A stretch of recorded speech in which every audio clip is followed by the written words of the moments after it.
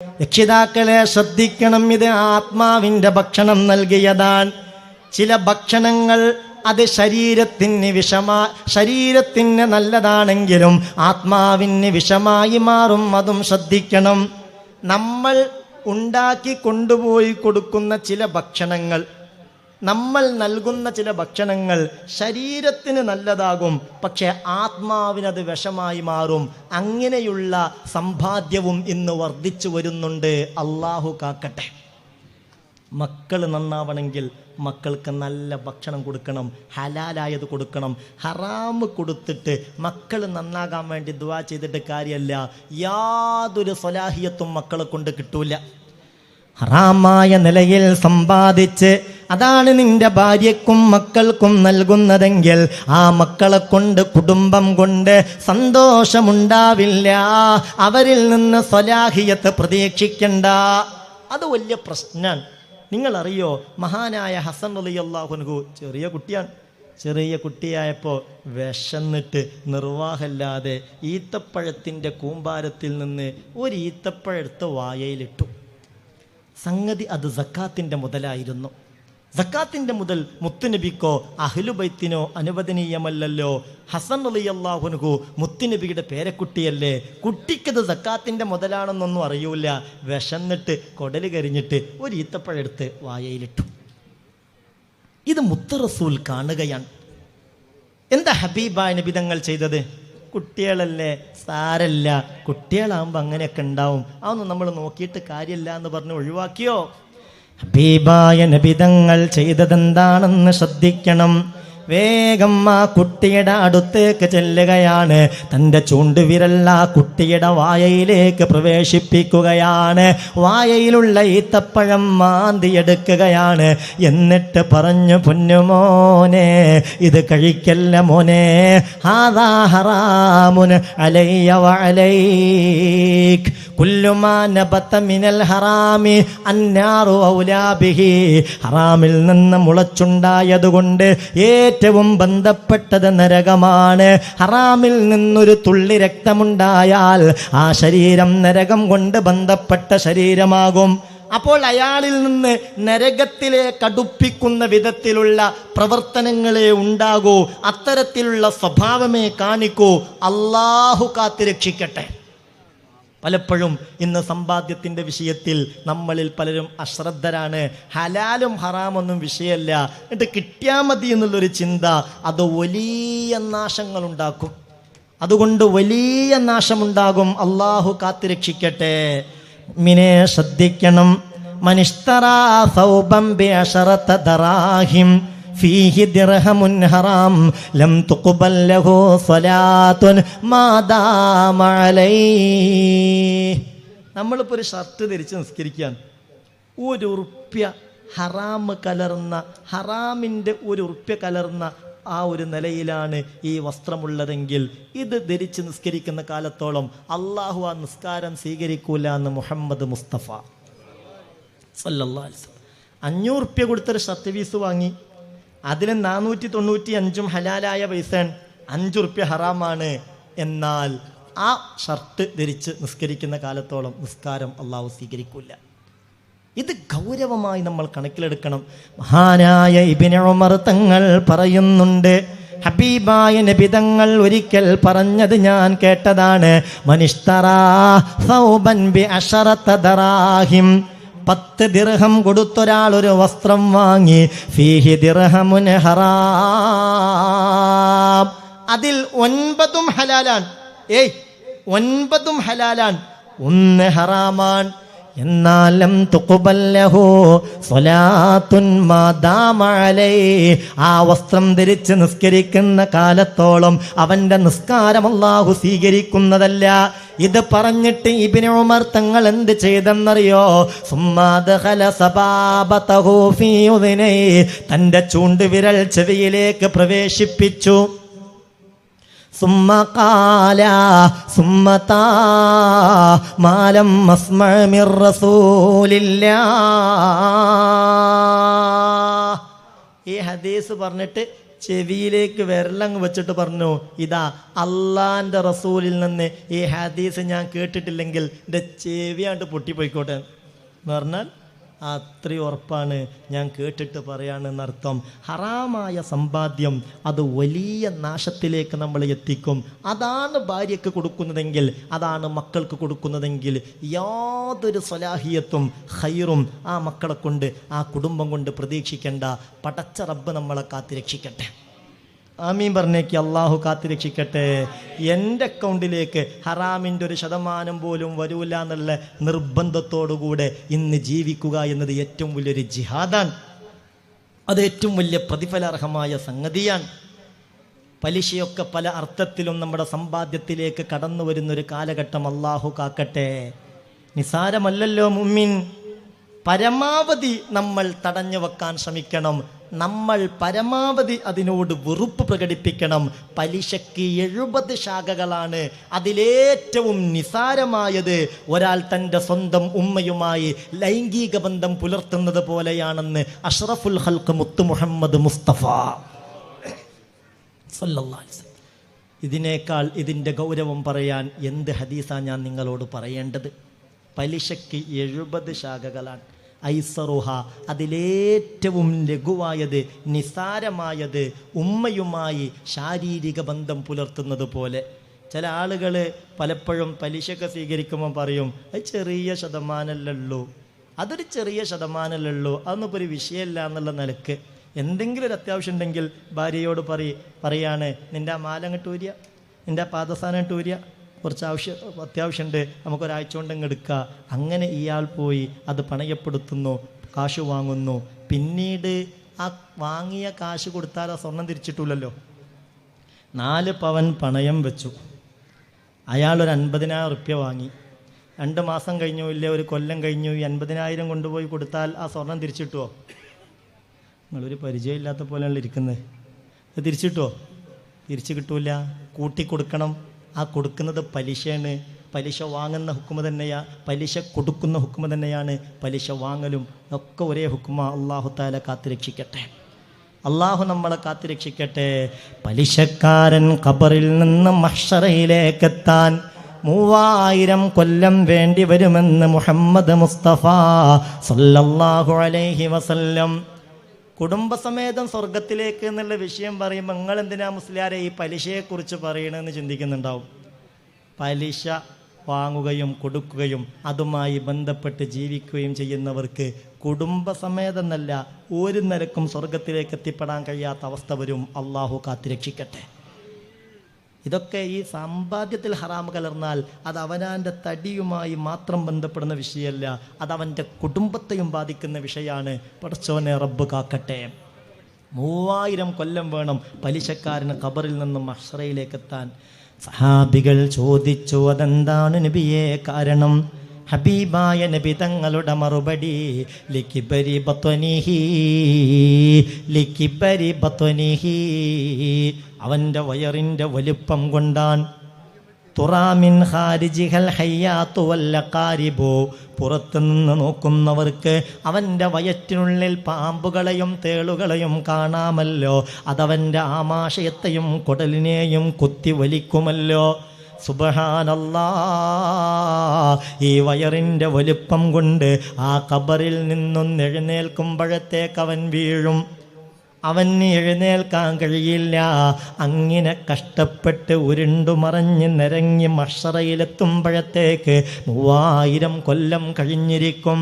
മുഅ്മിനെ ശ്രദ്ധിക്ക, മുഅ്മിനെ, ഈ വയറുമായി എങ്ങനെയാ നരകത്തിൻ്റെ നേരെ മുകളിലുള്ള സിറാത്ത് പാലം അയാൾ വിട്ടുകിടക്കുന്നത്? മആദല്ലാഹ്, അല്ലാഹു നമ്മളെ കാത്തുരക്ഷിക്കട്ടെ.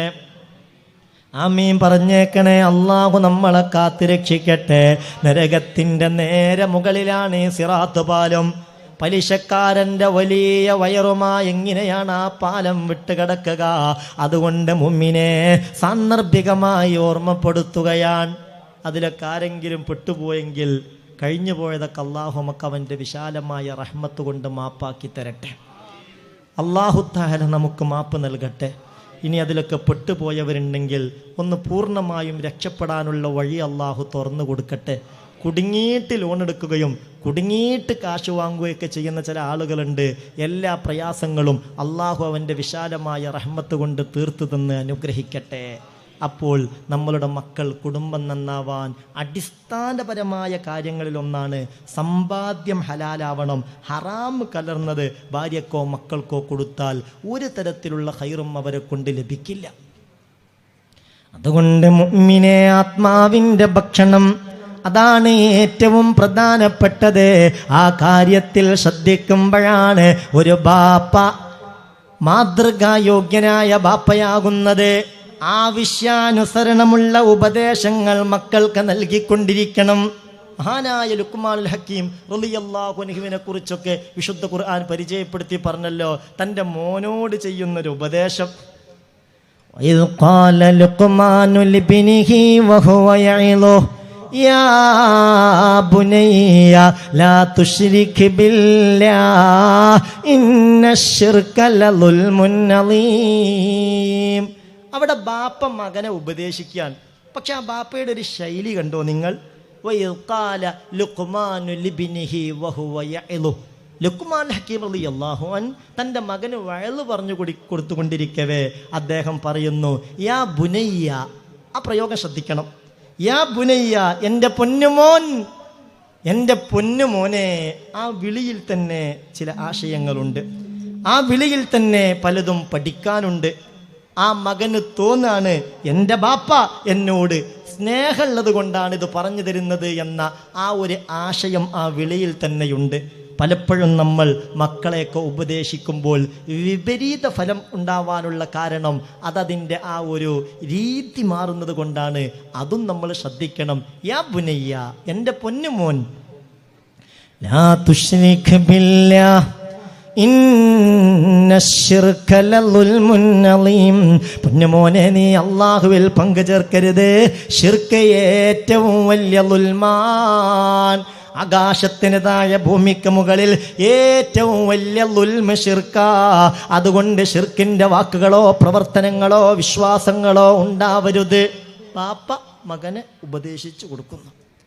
നമ്മളൊക്കെ പലപ്പോഴും നമ്മളെ മക്കളെ പല അന്ധവിശ്വാസങ്ങളും പഠിപ്പിക്കാറുണ്ട്.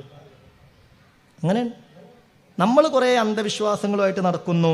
ആ അന്ധവിശ്വാസങ്ങൾ പലപ്പോഴും മക്കളെ നമ്മൾ പറഞ്ഞ് പഠിപ്പിക്കുകയും ചെയ്യുന്നു. മഅദല്ലാ, അള്ളാഹു കാത്തുരക്ഷിക്കട്ടെ. ഇങ്ങനെയൊക്കെ ഉണ്ട് നാട്ടിൽ കുറേ വിശ്വാസങ്ങൾ. ചില പക്ഷികളുടെയൊക്കെ കരച്ചിൽ കേട്ടാൽ പറയുക ചെയ്യും, അല്ലാ കരയുന്നുണ്ടല്ലോ, അത് കരഞ്ഞാൽ നാട്ടിൽ, അത് കേട്ടിട്ടില്ലേ? കൂമൻ, കുറ്റിച്ചൂളാൻ, ഇതൊക്കെ കരഞ്ഞാൽ പറയും കരയുന്നുണ്ടല്ലോ, അതിൻ്റെ കരച്ചിൽ കേട്ടാൽ പറയും നാട്ടിൽ മരണം ഉണ്ടാവും. അക്കരെ കരഞ്ഞാൽ ഇക്കരെ മരണം, ഇക്കരെ കരഞ്ഞാൽ അക്കരെ മരണം. അങ്ങനെയൊക്കെയുള്ള വിശ്വാസങ്ങളുമായി നടക്കുന്നവരുണ്ട്. പക്ഷികളുടെ കരച്ചിൽ കൊണ്ട് ലക്ഷണം പറയുക, ചില ജീവികളുടെ പ്രവർത്തനങ്ങൾ കൊണ്ട് ലക്ഷണം പറയുക, ഇങ്ങനെയൊക്കെയുള്ള സ്വഭാവങ്ങൾ വെച്ച് പുലർത്തുന്ന ആളുകളുണ്ട്. രാവിലെ തന്നെ എഴുന്നേറ്റ് മുറ്റത്തിറങ്ങിയപ്പോൾ വീട്ടിൻ്റെ മുറ്റത്തുള്ള മാവിൽ നിന്ന് കാക്കങ്ങനെ വല്ലാതെ കുറുകുന്നുണ്ട്. അപ്പോൾ പറയും, കാക്കൻ്റെ കുറുകൽ കേട്ടാൽ നിങ്ങളറിയില്ലേ? എല്ലാം അറിഞ്ഞിട്ടും മിണ്ടാതിരിക്കുക. എന്താ പറയുക? ഇന്ന് വിരുന്നാർ വരാണ്ട്. നോക്കിയാണ് ഈ കാക്ക വല്ലാതെ കുറുകുന്നുണ്ട് കേട്ടോ, ഒന്നെന്തായാലും വിരുന്നാർ വരും.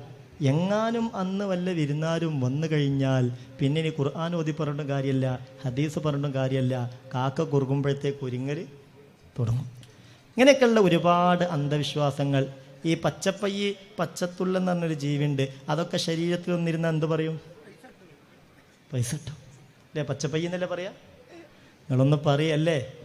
പച്ചപ്പയ്യ്, പച്ചത്തുള്ളൻ ശരീരത്തിൽ വന്നിരുന്നാൽ പറയും അതവിടെ നിന്നോട്ടെ, അതിനെ തട്ടണ്ട, അത് വന്നിരുന്നാൽ പൈസ കിട്ടും. കീശൻ്റെ അടുത്തൊക്കെ വന്നിരുന്നാൽ പിന്നെ ശ്വാസം തന്നെ വിടൂല.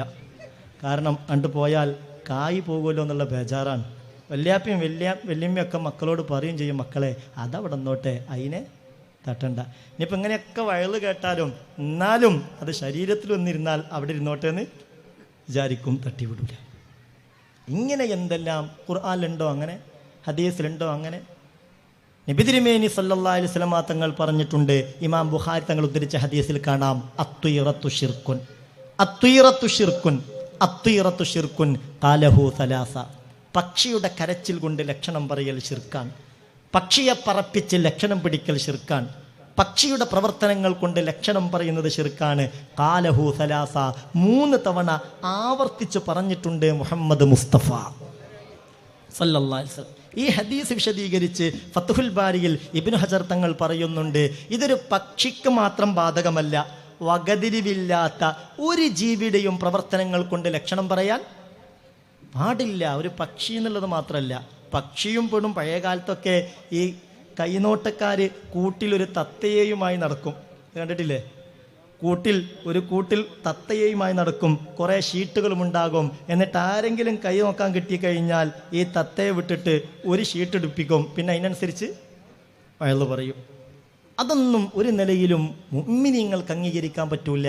പക്ഷിയെ കൊണ്ട് ലക്ഷണം പറയൽ ശിർക്കാണ് എന്നതുപോലെ വകതിരിവില്ലാത്ത ജീവികളെ കൊണ്ട് ലക്ഷണം പറയാൻ പാടില്ല. ഇങ്ങനെയൊക്കെയുള്ള കുറേ വിശ്വാസങ്ങൾ. 3-4 ആൾ ഒരു സ്ഥലത്തിരുന്ന് ഒരാളെക്കുറിച്ച് ഇങ്ങനെ പറയാൻ, എന്തോ പറയുമ്പോഴാണ് പെട്ടെന്ന് അയാൾ അങ്ങോട്ട് കയറി വന്നത്. ഉടനെ പറയും, എന്തെങ്കിലും മിണ്ടാത്ത. നമ്മളൊരു 4-5 ആളുകൾ ഇങ്ങനെ ഒരു സ്ഥലത്ത് ഇരുന്ന് ഒരാളെക്കുറിച്ച് ഇങ്ങനെ പറയുമ്പോൾ പെട്ടെന്ന് അയാൾ അങ്ങോട്ട് കയറി വന്നാൽ എന്ത് പറയും? 100 ആയുസ്സാണ്, അടുത്തൊന്നും മരിക്കൂല. നിന്നെക്കുറിച്ച് പറഞ്ഞ് നാവെടുത്തില്ല, അപ്പോഴത്തേക്ക് എത്തിയല്ലോ, ഏതായാലും അടുത്തൊന്നും മരിക്കൂല എന്ന് പറയും. അത് കേൾക്കുമ്പോൾ മൂപ്പർക്ക് ഒരാശ്വാസമാണ്. ഓ, ഇനിയിപ്പോൾ പെട്ടെന്നൊന്നും മരിക്കൂലല്ലോ എന്നുള്ളൊരാശ്വാസം. ഇതാര് പറഞ്ഞു? നിന്നെക്കുറിച്ചൊരു ടീം ഇങ്ങനെ പറയുമ്പോൾ നീ അങ്ങോട്ട് കയറി ചെന്നാൽ നിനക്ക് പെട്ടെന്ന് മരണമില്ല എന്ന് റസൂൽ പറഞ്ഞിട്ടുണ്ടോ? അങ്ങനെ ഖുർആനിലുണ്ടോ? ഇതൊക്കെ ഈമാൻകാരും ഇസ്ലാംകാരും വിശ്വസിക്കുന്നത് പോലെ വിശ്വസിച്ച് നടക്കുന്ന പല ആളുകളുണ്ട്. ഭക്ഷണം കഴിക്കുമ്പോൾ കൂട്ടത്തിൽ ഒരാൾക്ക് തരിപ്പ് പോയാൽ അപ്പോൾ പറയും, ആരോ പറയുന്നുണ്ട്, ആരോ കുറ്റം പറയുന്നുണ്ട്, അതുകൊണ്ടാണ് ഭക്ഷണത്തിൽ തരിപ്പ് പോയത്. സംഗതി കിട്ടിയപ്പം വാരി മിണുങ്ങി കഴിച്ചു, അതിനും കുറ്റം വേറുള്ളവർക്കാ. ഇങ്ങനെയൊക്കെയുള്ള കുറേ അന്ധവിശ്വാസങ്ങൾ വെച്ച് പുലർത്തുന്നവരുണ്ട്. ഇതൊക്കെ രക്ഷിതാക്കൾ പണ്ടേ അങ്ങനെ വിശ്വസിച്ചു വന്നു, അതൊക്കെ മക്കൾക്ക് പകർന്നു കൊടുക്കുകയും ചെയ്തു. അള്ളാഹു കാത്തിരക്ഷിക്കട്ടെ. അന്ധവിശ്വാസങ്ങളും ശിർക്കിലേക്ക് ചേർക്കുന്ന വിശ്വാസങ്ങളും മഅദല്ലാഹ്, ഇലാഹായ റബ്ബ് നമ്മളെ കാത്തുരക്ഷിക്കട്ടെ. അതുകൊണ്ട് പ്രിയപ്പെട്ട മുഅ്മിനെ, പറഞ്ഞു വരുന്ന കാര്യം ഇതാണ്. ബാപ്പ മാതൃകായോഗ്യനായ ബാപ്പയാവണം. ബാപ്പ മക്കളുടെ കാര്യത്തിൽ അവരുടെ ശരീരത്തിൻ്റെ ഭക്ഷണത്തേക്കാൾ ആത്മാവിൻ്റെ ഭക്ഷണത്തിൻ്റെ കാര്യം ശ്രദ്ധിക്കണം. ഒരു ഉമ്മ ഏറ്റവും നല്ല ഉമ്മയാകുന്നത് പാപ്പ കൊണ്ടുവരുന്നതൊക്കെ കരിച്ചും പൊരിച്ചും നന്നാക്കി കൊടുക്കുമ്പോഴാണ് ഏറ്റവും നല്ല ഉമ്മയാവുക. അങ്ങനെ വിചാരിക്കരുത്. തട്ടിയുടെ ഭക്ഷണത്തേക്കാൾ മക്കളുടെ വിഷയത്തിൽ ആത്മാവിൻ്റെ ഭക്ഷണത്തിൻ്റെ കാര്യത്തിൽ ശ്രദ്ധിക്കാൻ കഴിയുന്ന ഉമ്മ, ആ ഉമ്മയാണ് ഏറ്റവും നല്ല മാതൃകായോഗ്യയായ ഉമ്മ. അള്ളാഹു തൗഫീക്ക് നൽകട്ടെ. മക്കളുടെ കാര്യത്തിൽ ഇശാ മഗ്രിബിനിടയിൽ സൂറത്തുൽ വാഖിയ ഓതാറുണ്ടോ എന്ന് ചിന്തിക്കുന്ന ഉമ്മയും ബാപ്പയും, മക്കളുടെ കാര്യത്തിൽ ഇശാ മഗ്രിബിനിടയിൽ സൂറത്തുൽ മുൽക്ക് ഓതാറുണ്ടോ എന്ന് ചിന്തിക്കുന്ന ഉമ്മയും ബാപ്പയും, അല്ലാഹു റബ്ബുൽ ഇസ്സത്ത് നമുക്ക് തൗഫീക്ക് നൽകട്ടെ. അതിനാദ്യം ഉമ്മയും ബാപ്പയും അതൊക്കെ ശീലിക്കണം. എന്നിട്ട് മക്കൾക്കത് പറഞ്ഞ് അവരെ അത് ശീലിപ്പിക്കണം. അങ്ങനെയാകുമ്പോഴാണ് മാതൃകായോഗ്യമായ കുടുംബമാകുന്നത്. അല്ലാഹു തൗഫീക്ക് നൽകട്ടെ. മുഅ്മിനീങ്ങളെ ശ്രദ്ധിക്കുക. മക്കളുടെ കാര്യത്തിൽ ഉമ്മയുടെ പങ്ക് നിസ്സാരമാണെന്ന് വിചാരിക്കരുത്. തർബിയത്തിൻ്റെ വിഷയത്തിൽ മുന്നിൽ നിൽക്കേണ്ടത് ഉമ്മയാണ്. ബഹുമാനപ്പെട്ട ഇബ്രാഹിം നബി അലൈഹി സ്വലാത്തു വസ്സലാം മകനോട് ചോദിച്ചൊരു ചോദ്യം ഉണ്ടല്ലോ, മോനെ, ഞാൻ നിൻ്റെ ബാപ്പയാണ്, എൻ്റെ പേര് ഇബ്രാഹിം എന്നാണ്, ഞാനിപ്പോൾ വരുന്നത് ഫലസ്തീനിൽ നിന്നാണ്, ഒരു സ്വപ്നം കണ്ടതിൻ്റെ അടിസ്ഥാനത്തിലാണ് വരുന്നത്. എന്താ സ്വപ്നം എന്നറിയോ? നിന്നെ അറുക്കണമെന്നാണ്. എന്താ മോനെ നിൻ്റെ അഭിപ്രായം? അപ്പോൾ ആ മകൻ പറഞ്ഞൊരു മറുപടിയുണ്ട്, ബാപ്പ ഫഫ്അൽ മാ തുഅ്മർ, അള്ളാഹു ഒരു കാര്യം കൽപ്പിച്ചിട്ട് പിന്നെ നിങ്ങളെന്തിനാണ് എന്നോട് അഭിപ്രായം ചോദിക്കുന്നത്? അള്ളാഹു കൽപ്പിച്ചതുപോലാണ്ട് ചെയ്താൽ പോരെ. നിങ്ങൾ ആലോചിക്കണം, ഇങ്ങനെ ഒരു മറുപടി ആ മകനെ പറയാൻ പ്രേരിപ്പിച്ചത്, പഠിപ്പിച്ചത്, ആ മകന് തർബിയത്ത് നൽകിയത് ആരാ? ബാപ്പയാണോ? അല്ല. ബാപ്പ പണ്ട് ഈ മക്കയിൽ ബാപ്പ വന്ന് ഉമ്മയെയും കുഞ്ഞിനെയും അവിടെ ഇറക്കി വിട്ട് തിരിച്ചു പോയതാണ്. ഇബ്രാഹിം നബി അലൈഹി സ്വലാത്തു വസ്സലാമിന് ഒരുപാട് വർഷങ്ങൾ കഴിഞ്ഞൊരു കുഞ്ഞുണ്ടാകുന്നു. പരീക്ഷണാർത്ഥം അല്ലാഹു തആലയുടെ കൽപ്പന, ഈ കുഞ്ഞിനെയും ഉമ്മയെയും അങ്ങകലെ മക്കയിൽ കൊണ്ടുപോയി പാർപ്പിക്കണം. അന്നത്തെ മക്ക ഇന്നത്തേതുപോലെയല്ല. അന്ന് കഅബാലയം തന്നെയില്ല. കഅബാലയത്തിൻ്റെ അടുത്ത് പാർപ്പിക്കാനാ അല്ലാഹു തആല പറഞ്ഞിട്ടുള്ളത്. റബ്ബിൻ്റെ കൽപ്പന കേട്ടപ്പോൾ പെട്ടെന്ന് ഇബ്രാഹിം നബി അലൈഹി സ്വലാത്തു വസ്സലാം തയ്യാറായി മകനെയും ഭാര്യയെയും കൂട്ടി യാത്ര പോയി. മക്കയിലെത്തി. കഅബാലയം നിന്ന സ്ഥലം ജിബ്രീൽ അലൈഹി സ്വലാത്തു വസ്സലാം കാണിച്ചു കൊടുക്കുന്നു. ഭാര്യയെയും കുട്ടിയെയും ഇറക്കി തിരിച്ചു പോകാൻ ഒരുങ്ങിയപ്പോൾ ആ ഉമ്മ ചോദിച്ചു, അല്ല ഇബ്രാഹിം എന്നവരെ, നിങ്ങൾക്കിതെന്തിൻ്റെ കേടാണ്? നിങ്ങൾ എങ്ങോട്ടാണ് ഈ പോകുന്നത്? ഇലായിന തഖ്റുജ് وتتركنا في هذا الوادي الذي ليس فيه إنس ولا أنيس. അല്ല ഇബ്രാഹിം എന്നവരെ, നിങ്ങൾ എങ്ങോട്ട് പോകുന്നു? ഇവിടെ ഒരു തുള്ളി വെള്ളം കിട്ടാനില്ല, ഇവിടെ ഒരു പച്ചപ്പില്ല, സഹായം ചോദിക്കാൻ ഒരാളില്ല. ഇന്നലെയും മിനിഞ്ഞാന്നുമൊന്നും ഭക്ഷണം കഴിക്കാത്തത് കൊണ്ട് എൻ്റെ മുലയിൽ ഒരല്പം പോലും പാലില്ല. കുട്ടി കരയുന്നു. നിങ്ങൾ ഞങ്ങളെ ഇവിടെ ഉപേക്ഷിച്ചിട്ട് എങ്ങോട്ട് പോകുന്നു? മറുപടിയില്ല. രണ്ടാമതും ആ ഉമ്മ ചോദിച്ചു, അല്ല ഇബ്രാഹിം എന്നവരെ, നിങ്ങൾ എങ്ങോട്ടാണ് പോകുന്നത്? മറുപടിയില്ല. മൂന്നാമതും ചോദിച്ചു, മറുപടിയില്ല. നാലാമതാ ഉമ്മയുടെ ചോദ്യം ഇങ്ങനെയായിരുന്നു, അല്ലാഹു അമറക ബിഹാദാ. അല്ല ഇബ്രാഹിം എന്നവരെ, നിങ്ങളോട് ഇങ്ങനെയൊക്കെ ചെയ്യാൻ കൽപ്പിച്ചത് അല്ലാഹുവാണോ? ഇത് ഇലാഹായ റബ്ബിന്റെ കൽപ്പനയാണോ എന്ന് ചോദിച്ചപ്പോൾ ഫഖാല അന്നം, ഇബ്രാഹിം നബിയുടെ മറുപടി, അതെ, ഇത് അല്ലാഹുവിൻ്റെ തീരുമാനമാണ്. ഞാനിതൊന്നും എൻ്റെ സ്വന്തം ഇഷ്ടമനുസരിച്ച് ചെയ്യുകയല്ല, ഇത് അല്ലാഹുവിൻ്റെ തീരുമാനമാണ്. അപ്പോൾ ആ ഉമ്മ പറഞ്ഞൊരു മറുപടി ഉണ്ട്, ഓഹോ, അള്ളാഹുവിൻ്റെ തീരുമാനമാണല്ലേ, ഇതല്ല യുളയ്യുന, എന്നാ ഒരു ബേജാറുമില്ല, നിങ്ങൾക്ക് നിങ്ങളെ ഇഷ്ടം പോലെ ചെയ്യാം, ഞങ്ങളെ കാര്യം അള്ളാഹു നോക്കിക്കോളും. ആ തവക്കുലിന് അള്ളാഹു നൽകിയ സമ്മാനമാണ് സംസം. അങ്ങനെ ഇബ്രാഹിം നബി പോയി. പിന്നെ ഈ കുഞ്ഞിന് വേണ്ട എല്ലാ തരത്തിലുള്ള തർബിയത്തും നൽകുന്നത് ഈ ഉമ്മയാണ്. ബാപ്പയിൽ നിന്ന് അന്ന് കുട്ടിക്ക് ഒരു തർബിയത്തും കിട്ടിയിട്ടില്ല. ഉമ്മയുടെ മടിത്തട്ടിൽ വളർന്ന ഈ കുഞ്ഞ് അള്ളാഹുവിനെ അറിഞ്ഞു. ഉമ്മ എപ്പോഴും ബാപ്പയെക്കുറിച്ച് പറഞ്ഞു കൊടുക്കും, അള്ളാഹുവിനെ കുറിച്ച് പറഞ്ഞു കൊടുക്കും. അങ്ങനെ പൂർണ്ണ ഈമാനോടുകൂടെ ആ കുഞ്ഞിങ്ങനെ വളർന്നു വരികയാണ്. ഉമ്മയുടെ സമ്പൂർണ്ണ തർബിയത്തിലാണ്. ചിലന്മാരൊക്കെ പറയാറുണ്ട്, ബാപ്പ ഗൾഫിലാ, ഓനോട് ഞാൻ പറഞ്ഞാൽ അവൻ കേൾക്കൂല, അവനവന് തോന്നിയ വഴിക്ക് പോകും.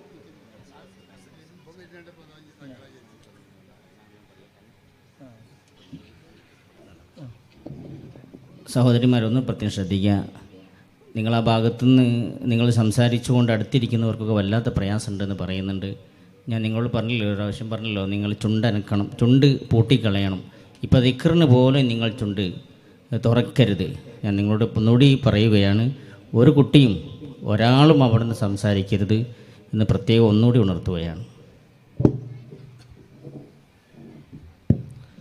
അല്ലെങ്കിലും മുഅ്മിനീങ്ങളെ, ഈ ഹദീസൊക്കെ പറയുന്ന, ഖുർആൻ പറയുന്ന സദസ്സിൽ എങ്ങനെ വർത്താനം പറയാം? നിങ്ങളറിയോ, മാസങ്ങളോളം ഇബ്നു ഉമർ റളിയല്ലാഹു അൻഹുമ തൻ്റെ മകൻ സാലിം എന്നവരോട് തെറ്റി, മിണ്ടിയില്ല, വർത്താനം പറഞ്ഞില്ല, തെറ്റി നടന്നു. എന്തിനാ ബാപ്പ മകനോട് തെറ്റിയെന്നറിയോ? ഇബ്നു ഉമർ റളിയല്ലാഹു അൻഹുമ ഒരിക്കൽ ഒരു ഹദീസ് അങ്ങനെ പറഞ്ഞുകൊണ്ടിരിക്കുകയാണ്. ഇത് ശ്രദ്ധിക്കണം. ഒരു ഹദീസ് അങ്ങനെ പറഞ്ഞുകൊണ്ടിരിക്കുകയാണ്. പെട്ടെന്ന് മകൻ സാലിം റളിയല്ലാഹു അൻഹു കടന്നു വന്നു. ആ ഹദീസ് പൂർത്തീകരിക്കുന്നതിന് മുമ്പ് ദുനിയാവുമായി ബന്ധപ്പെട്ട എന്തോ ഒരു വിഷയം മകൻ ബാപ്പയോട് ചോദിച്ചു. ബാപ്പ അത് മെയിൻറ്റ് ചെയ്തില്ല. ഹദീസൊക്കെ പറഞ്ഞു കഴിഞ്ഞതിന് ശേഷം ബാപ്പ പറഞ്ഞു, ലാ ഉകല്ലിമുക അബദ, ഇനി നിന്നോട് വർത്താനല്ല, പോ അവിടുന്ന്.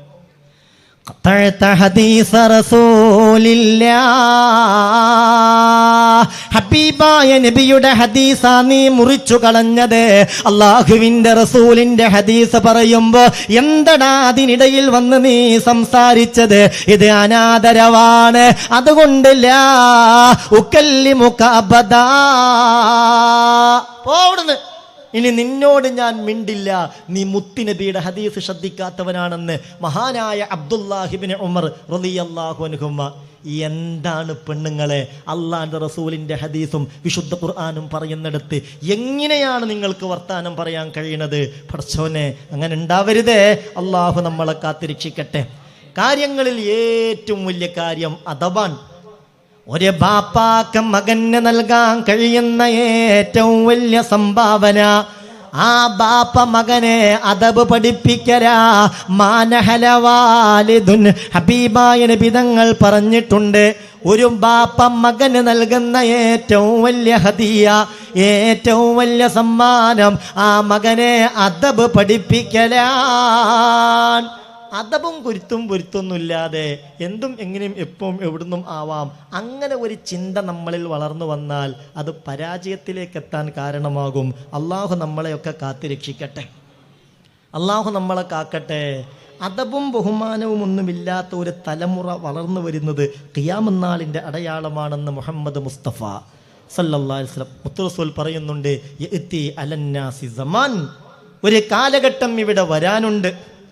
അന്ന് ലാ യുസ്ബഉ ഫീഹിൽ ആലിം വലാ യുസ്തഹിയാ ഫീഹി മിനൽ ഹലീം വലാ യുഖറു ഫീഹിൽ കബീർ വലാ യുർഹമു ഫീഹി സഗീർ യഖ്തുലു ബഅ്ളുഹും ബഅ്ളൻ അലദ് ദുനിയാ ലാ യഅരിഫൂന മഅറൂഫാ വലാ യുൻകിറൂന മുൻകറാ ഉലൈക ശിറാറു ഖൽഖില്ലാഹ്.